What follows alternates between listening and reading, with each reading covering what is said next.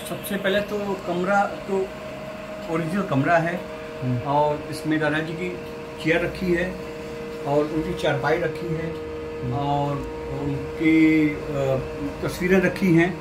तस्वीरें हम लोग सजा के रखे हुए हैं और जो है ये गोल्ड टोपी जो है दादाजी अपने वक्त में जब यंग पर्सनालिटी थी उस टाइम ये इसको लगाते थे। और बाकी जो है ये उनकी शहनाई है, ये उनकी सुरपेटी है।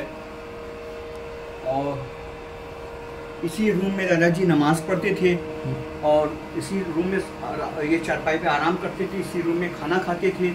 और बाकी मतलब रियाज भी अपना प्रैक्टिस शहनाई की इसी रूम में करते थे। और मतलब बाकी जो इसी रूम में कुछ लोग मिलने आते थे तो मतलब हम लोग चटाई बिछा दिया करते थे। बिछा देने के बाद वो लोग दादाजी कहते थे कि वो सबको बुलाओ और इसी में बैठा दो, तो वो लोग आके बैठ जाते थे जो लोग दादाजी से मिलने आते थे। और घंटों बातें हुआ करती थी, जो मतलब दादाजी की बीती हुई कहानी, जो बात घंटों दुनिया की बात, जिंदगी की जितनी भी हकीकत की बात की रहती थी वो सब बातें दादाजी किया करते थे।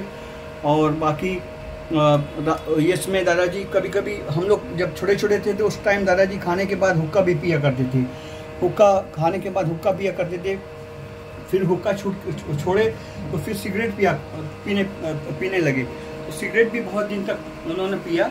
फिर जब उन्होंने महसूस किया कि ये सिगरेट से हमको नुकसान हो रहा है तो वो सिगरेट ऐसे छोड़े जैसे कि मतलब कोई मतलब जैसे बड़ी कोई कहावत होती है ना कि मतलब बहुत सी एक मिसाल है कि ऐसा छोड़ा कि मतलब फिर पलट के देखा नहीं सिगरेट क्या चीज़ है। तो सिगरेट का भी नशा था और हुक्के का भी नशा था। तो ऐसा अपने उनके अंदर इतना अपने बॉडी में ब्रेक था, मतलब बर्दाश्त करने की ताकत थी कि वो कोई भी नशे को बर्दाश्त कर लेते थे। बर्दाश्त करके उसको छोड़ना है तो उन्होंने छोड़ दिया। दादाजी में एक चीज़ यही हमने बहुत उनकी सेवा करने में ये देखा कि जो चीज़ दादाजी ठान ले दिमाग में कि ये चीज़ नहीं करना है तो नहीं करते थे। अगर वो कोई चीज़ करना है तो फिर करना है। ये चीज़ उनके अंदर जो उसूल होता है इंसान का, जो उसूल के ऊपर चलने वाले इंसान, वो चीज़ दादाजी के अंदर हमने बहुत देखा कि मतलब ये उसूल पसंद आदमी थे, उसूल को मानने वाले आदमी थे कि मतलब वो जो उसूल को, जो नियम को अपने ज़िंदगी में उतार लिया तो वो उस नियम पे वो चलते थे।